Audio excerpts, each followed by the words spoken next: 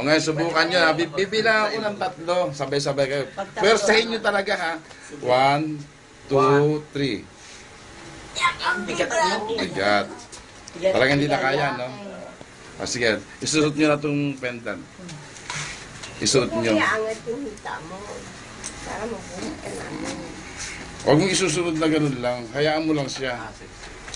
Huwag mo siya isunod. Baka sabi ko sa nguso mo.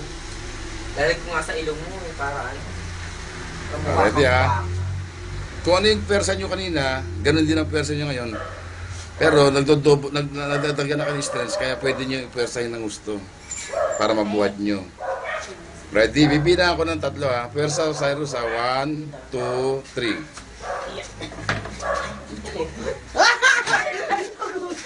Nakita nyo ang kakaibahan? Nabuhat mo.